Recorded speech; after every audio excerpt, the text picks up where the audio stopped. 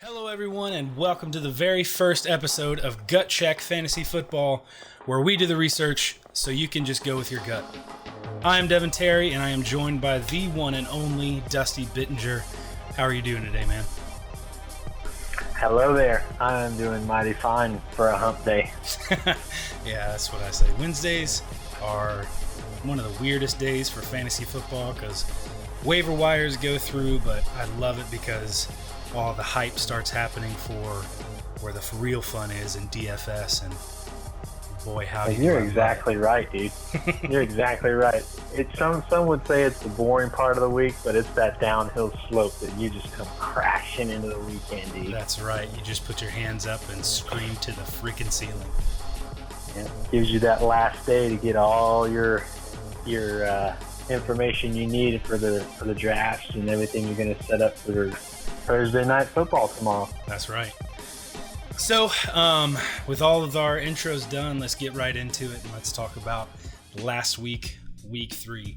We're going to start off talking about some disappointments. On my end, I'll have to say Chris Carson. Going into last week's game, I was all in. You know, I thought they were going to do great. Russell Wilson absolutely knocked it out of the park. I mean, look at the rest of the team. Russell Wilson, over 40 plus fantasy points. Tyler Lockett crushed it as always, but Chris Carson, right off the bat, he was fumbling, he was slipping all over the field. And I honestly think that if he wasn't such a freaking butterfinger and had those fumbles, he actually would have had an amazing game. What can you say? Yeah, I completely agree with you on that. I also think they're due up this week, Seattle. They look like they're going to have another bone-crushing game against that really destroyed defense for the Cards. Yeah, I agree. I would say Chris Carson and Russell Wilson both are just smash plays this week. So hopefully Chris Carson can hang on to the ball and actually put a game together, because I would love to put him in some of my lineups this coming week. Let's move on to your side. What were your disappointments and some things that kind of stuck out to you last week? Well, personally, I'd like to say it's the Browns, because all the hype that was on paper about them and all these weapons they've got, these targets downfield. I mean, they are stacked, from OBJ joining them with his college roommate right there, or Jarvis Landry, and then you got an even high-grade tight end that's been not really talked about much, and now is injured, but maybe coming back. Quarterback is what I think messed me up this week, because I had expectations that Baker Mayfield was going to have to throw to compete against the Rams. But right. He was in a decent amount of my lineups and did bear none. Yeah. I mean, he has been a disappointment, honestly, in my opinion, for almost every single game now. I mean, when is he going to wake up, man? I mean, he has Nick Chubb in the backfield right next to him. And I mean, obviously some of this might be game script. Freddie Kitchens, I don't know. Maybe he's just not feeling the whole Nick Chubb hype train. But I don't know. You also look at some of Baker Mayfield's actual game tape, and he's coming out of the pocket way too early. He's trying to throw on the run way too much. Yeah, he looks like he's still just came out of the locker room and the steam's still in the air. You know, he needs to calm down and quit overthrowing everything. Right. You have some of the best pass catchers in the league, and you're not utilizing them. It's an absolute travesty. So besides disappointments, what were some of your main takeaways from last week? Not much as far as disappointments, but what are you really grasping onto from last week that's kind of changing the way that you look at some of these players' outlook for rest of season? Yeah, one of them was actually the Chicago-Washington game. Mm-hmm.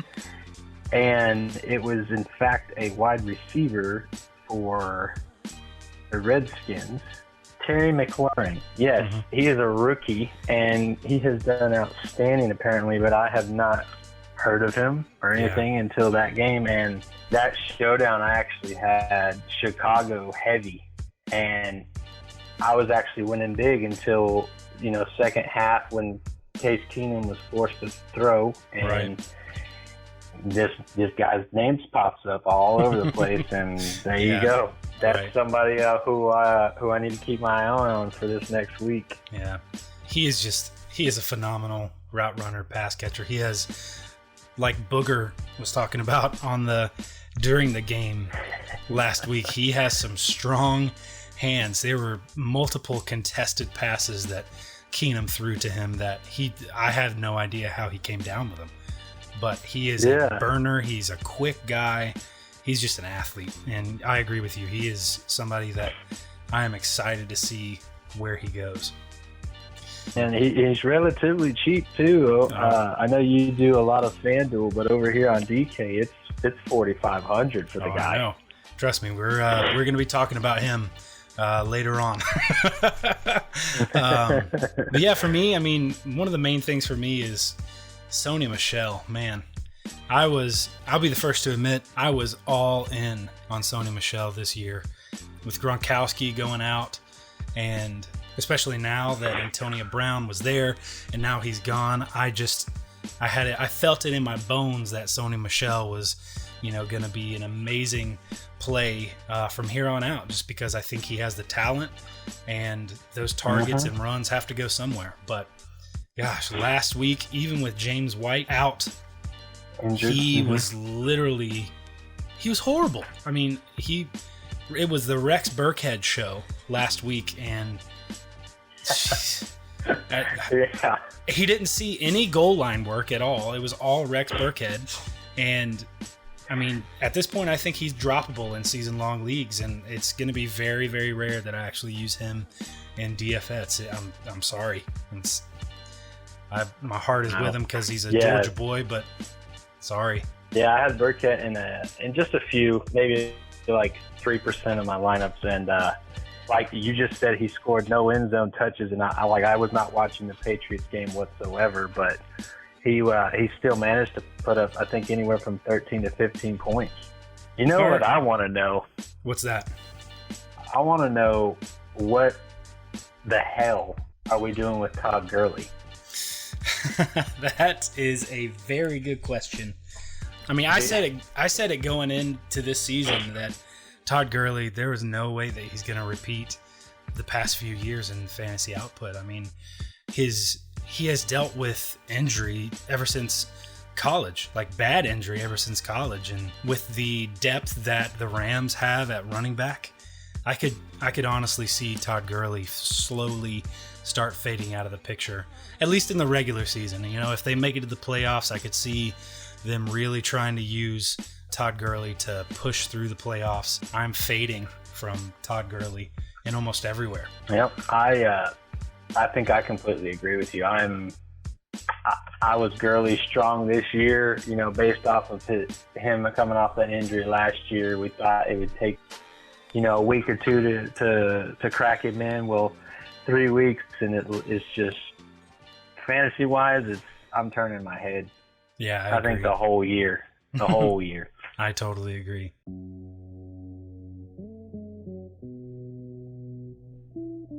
All right, let's move on to our Sunday main slate talk. Let's go ahead and just roll right in with it, all right? Let's go start with our chalk talk, man. Who you got for some chalk picks for me? Who's your first one? I love chalkboard.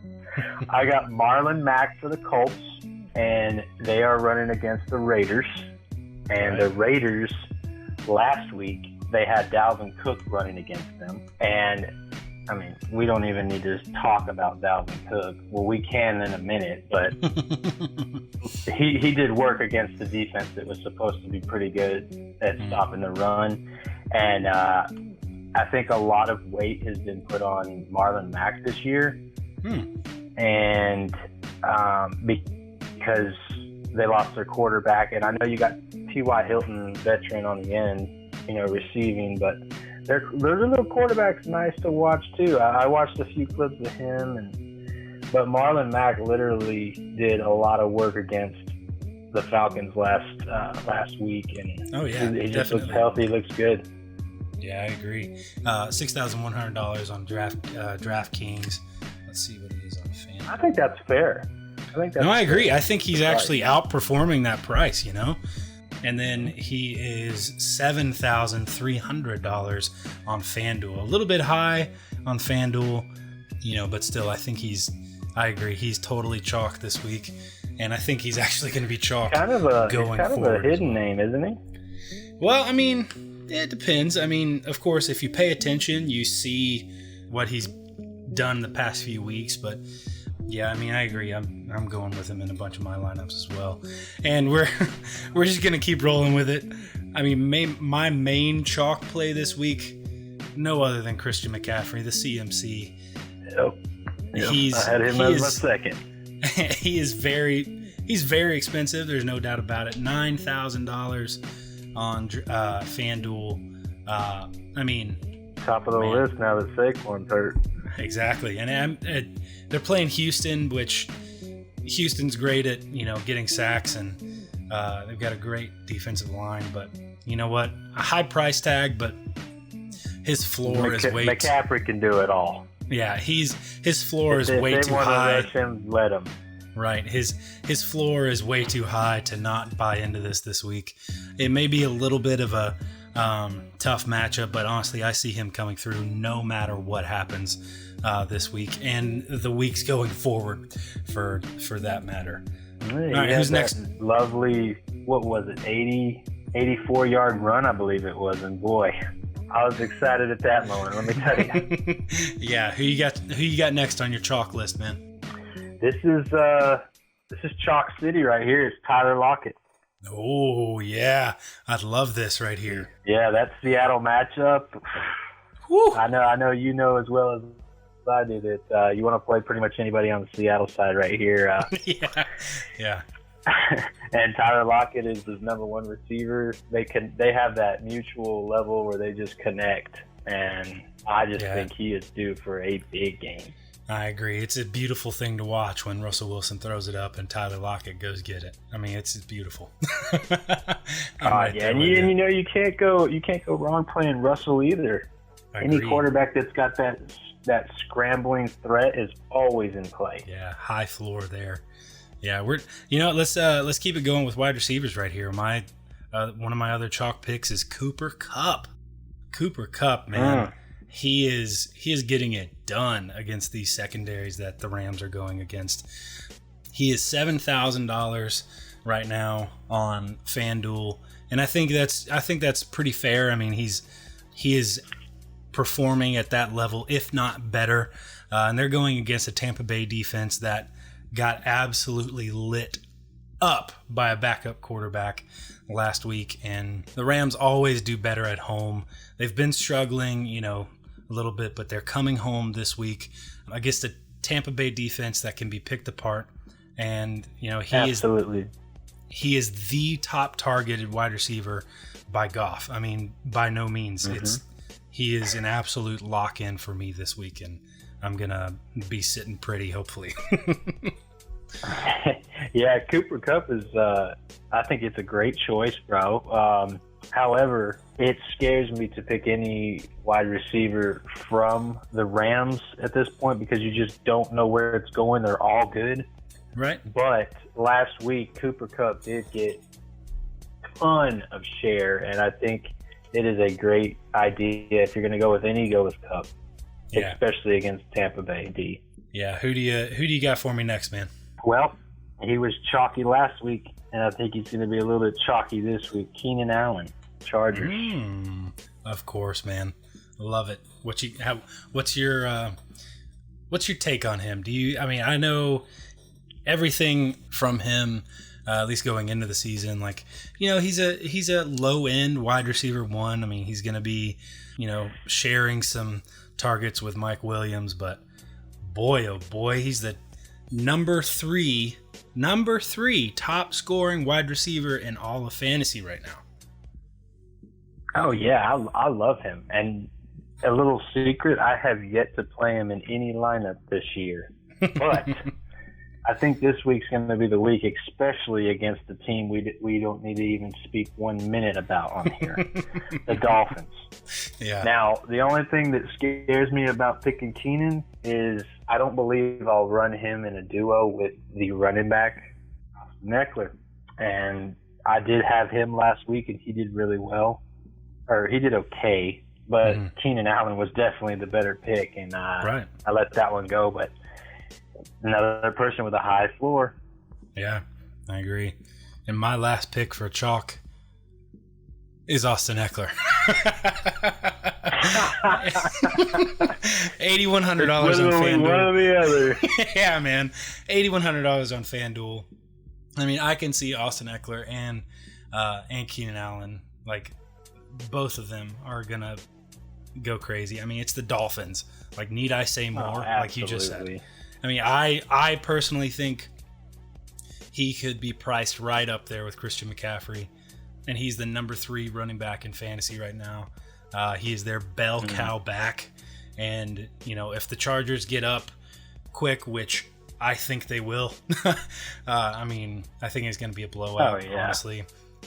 They're just going to be feeding him carries until that clock runs out. Man, when you watch Austin Eckler run, he is electric. He's like he's getting fired out of a cannon out of that backfield, and it's fun to watch, man. It's fun to watch. Oh yeah, that's the thing.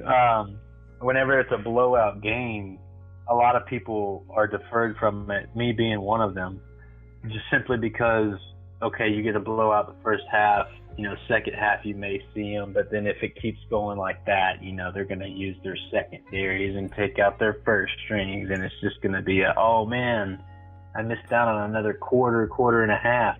Right. But and see, another good point that was brought up to me is, in order to make a blowout, somebody's got to score that damn touchdown at least 4 exactly. times. If the Chargers go up 36-0, don't you think Austin Eckler had a little bit to do with that? A lot to do with that. Exactly. Yeah. All right, let's move on to our bargains for the main slate on Sunday. You know, these guys are some people that we expect to actually outperform their salary, and I'm just gonna come out and say it like you said earlier. My first pick, Terry McLaurin. Man, he's only priced $6,300 on FanDuel, going up against the Giants. This guy is the real deal. I mean, he's way too underpriced for his fantasy output and talent. And you know what? Say what you want about Keenum, but as we saw last week, he is literally feeding Scary Terry in every game. Every single game, he is just feeding him targets. And you know what? I think they will more than likely be playing from behind in this game, because I think New York Giants with Daniel Jones back there throwing passes to Evan Ingram, Sterling Shepard, they're going to be throwing from behind, and they're going to have to score. And I really think against a shoddy defense in New York, man, Terry McLaurin is such a bargain right now. Yeah, man, I'm excited to see him play again after was it Monday? I think it was Monday or Thursday. When did the Bears play? Monday. After that game, man, that really made it was an eye opener for me on Terry McLaurin. I'm gonna just call him the McLaren because that's right. That's what a bunch of people are calling him. He's fast, got the hands, and has potential to look real flashy. Right. So, but I definitely second that. And in my opinion, for his bracket, he is the best cheap wide receiver you can throw in your slates. No, I agree. Real quick, a piece of breaking news as we are recording this Wednesday, September 25th at 6:52 p.m. Sources say the holdout is officially ending. Chargers running back Melvin Gordon is, in fact, reporting to the team tomorrow. He won't play this week, but he is planning to be back in the fold with his teammates. Melvin Gordon is back. Wow. Yeah. Wow. So what does that do for Austin Eckler? This week Potentially. he's still a lock. I mean, I'm sorry, but this week he's still a lock. Oh, but, absolutely. Going forward, I don't know. I really think Melvin Gordon is going to have to prove himself against an explosive and amazing running back in Austin Eckler. Hopefully, Melvin Gordon has been staying in shape in this whole holdout season, because if he comes back and he's not in shape and he's slow and, I'm sorry, but he's not going to start over Austin Eckler with the way that he's been playing. All right, now that we got my first one out of the way, who do you got on your list for some bargains for us this week? I've got a ton, actually. However, I'll start off with if Edelman does not play. I've got a Philip Dorsett or the Josh Gordon. Philip Dorsett's going to be one of those ones under the radar, I believe. Okay. Josh Gordon's, his attendance, I'm sure, has picked up since AB is he's no longer in the NFL. So, yeah. cheapy I'd go with would be Philip Dorsett, Patriots. Nice. I'm going to jump right back in. This is probably one of my locks, and I consider him a big bargain this week. Matthew freaking Stafford, man. Only $6,900. $6,900 on FanDuel. They're going up against Kansas City. We know he's a competent quarterback, and we know he can produce in fantasy. He has a pretty, he has a low floor, but honestly, I think he's got a really high ceiling in this game. He's going up against a Kansas City defense that gives up, on average, 20 fantasy points a game to quarterbacks.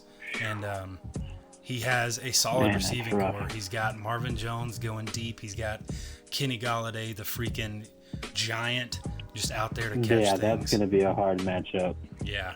And honestly, I think that the Hawk strap, TJ Hawkinson, I think he starts to repeat some of those first week numbers that we saw that were just destroying people at tight end. So yeah, Matthew Stafford, $6,900 on FanDuel. He's a bargain, but he's a lock for me. 69 is a little high. I thought we were going a little bit cheaper than that. Look, man, I got some names up there for in the sixes, but no, I'm just saying, for a competent quarterback that is not, in the top big 5, big 6, big 7, at $6,900, I think he is going to be right up there with Patrick Mahomes' numbers this week. I mean, I really do. Whoa. Yeah. Well, he is going to be competing against him, so if we know anything, it's they got to keep up. They're the underdog for sure. I agree. In Detroit or Kansas, it don't matter. All right, who else you got for me? Christian Kirk. The Cardinals are going to be down. We know this, so it's another thing. Seattle's defense is pretty good, and I've heard that they give up a lot of points in the slot, which would be more Larry Fitzgerald.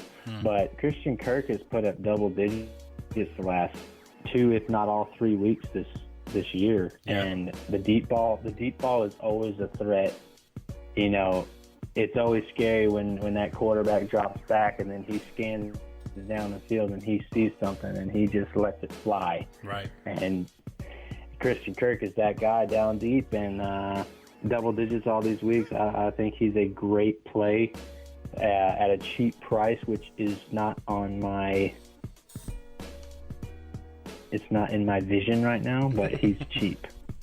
Let's look it up right quick. He is $5,900 on FanDuel. So, boom. Yeah. 1,000 less than your bargain hunt you found at quarterback. Yeah. My next one, you've told me that you hate him, but I really don't know why. Chris Thompson, $5,300. Yeah, for a second there, I thought you were going to say Robert Tonyan. $200. No. Chris Thompson, $5,300 on FanDuel going up against the New York Giants. I mean, look, he has a higher floor than most running backs that are priced higher than him. I mean, sure, Adrian Peterson is getting more carries, but Thompson is by far a better pass catcher and is actually more efficient pass catcher and runner Chris Thompson has 4.1 yards per carry, where Adrian Peterson only has 3.1 yards per carry. And going up against the Giants team, and he's got a good quarterback now. He's competent. He can actually check it down. And Chris Thompson plays a lot of plays out of the slot. And I think going against he can actually move them on third down. Right. And I think if Chris Thompson actually catches some passes, which he definitely will. I mean, we know that for a fact. Going up against the New York Giants defense, I think he's gonna outplay his $5,300 salary right now. All right, give me your last pick for bargains. All right, I've seen him do some good things, but he's not talked about a lot. I'm going with Curtis Samuel on DK. He is 4,600, going against a tough defense, of course, but in my opinion, it's more up front on the line of scrimmage for Houston. And we all know there's 900 new quarterbacks starting, and he's got one on Carolina. Cam is out. But he's the guy that hangs out. I don't know. I guess I'm targeting the deep ball receivers this week. Yeah. He's cheap, and he does catch the ball pretty well. Let's move on to some sleepers. These are guys that doesn't really have to be a low-priced guy. It's just other guys that, other people that are playing in DFS might overlook. And, they think, he's going to have a bad week or recency bias, whatever it may be. These guys are usually going unowned. I'm going to start this off. Paris Campbell. And I know a lot of you that are listening are going to say, like, who the hell is that? So who? What? Yeah, he is... He's a wide receiver for the Indianapolis Colts. Listen, T.Y. Hilton is dealing with his quad injury again, and Campbell is first in line to fill that role. He hasn't had a big game yet, but of course that's because T.Y. Hilton has been in there. But, if it's going to happen, it'll be this week against a middle-of-the-road Oakland defense.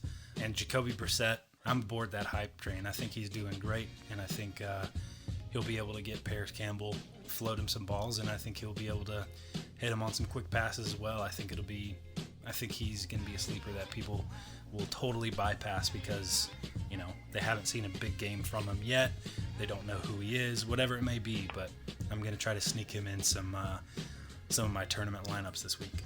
That is a interesting pick. I would have never thought him.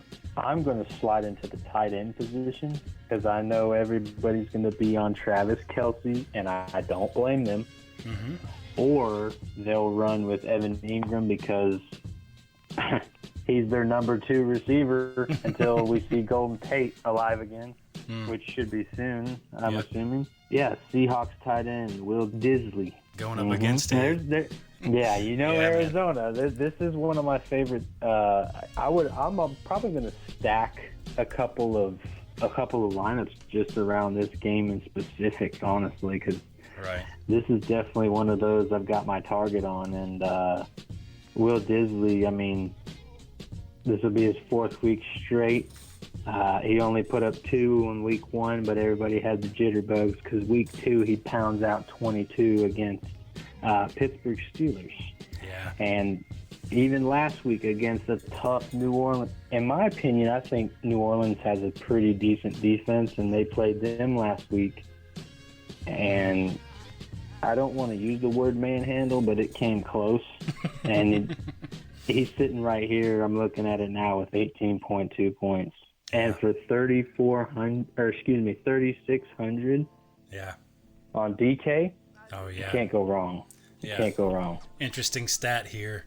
In the 2019 season, the New Orleans Saints, who Disley played last week, on average, only give up 10.67 points to tight ends, where the Arizona Cardinals give up 29.27 points to the tight end. Oh my gosh. Yeah, Will Disley, man.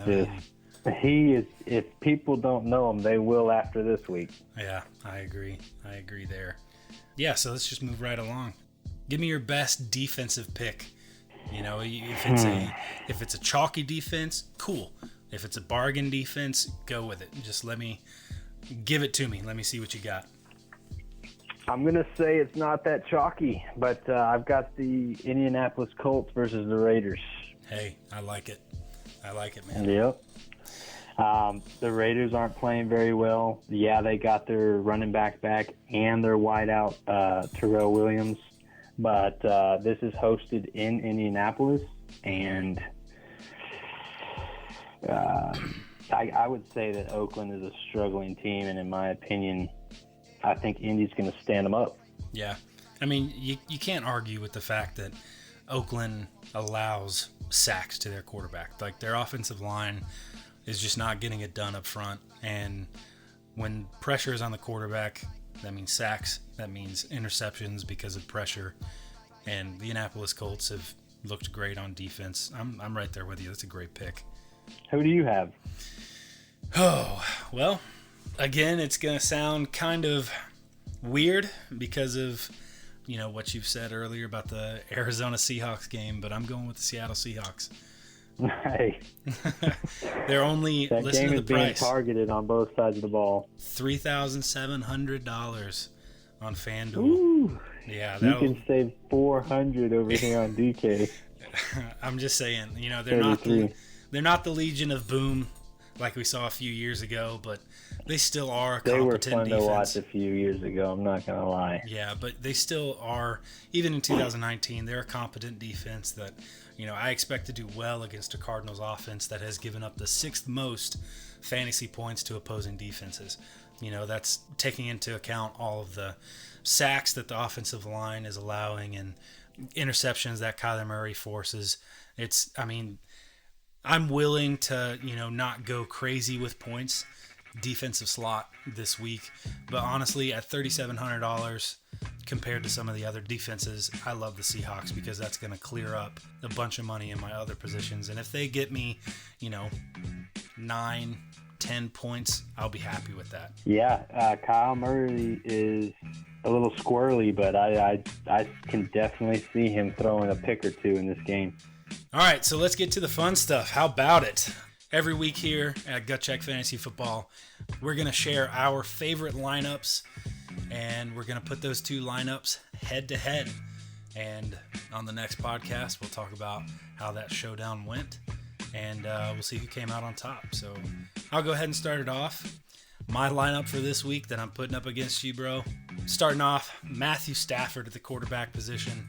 And I am going a full Lions stack here. Matthew Stafford, Kenny Golladay, and Marvin Jones Jr. I'm all about that. I'm all about the Lions this week. Lions heavy. Yeah, man. I'm sorry. And, I'm putting in my defense that I mentioned earlier, Seattle Seahawks. Like I said, that has freed me up to get up some other bigger names like I was talking about. So, in my running backs, I've got Austin Eckler, Christian McCaffrey. I also was able to fit Keenan Allen at the other wide receiver. I have Will Dissly as my tight end and Josh Jacobs to finish it out on my flex position. That's pretty meaty right there. Yeah, I'm proud of that one. Man, as soon as I was able to pay down for Seattle Seahawks and Will Dissly, I was able to fit some studs in there. Proud of it. Jeez. That is definitely going to get you some points, though. Against me, I'm not going to lie on that one. All right, what you got for me? We've got Patrick Mahomes, your competitor, on the other side of the ball. However, we both have Christian McCaffrey, and I've got Marlon Mack. I couldn't defer away from him.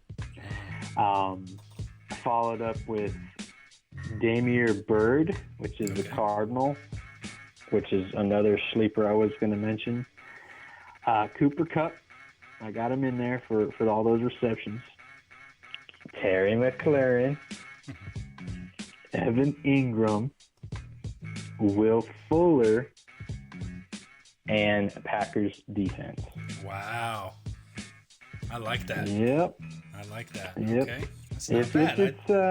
It's got its weak spot, but I'm hoping it pays off for that low price that my wide receiver, Mr. Bird, was 3.3.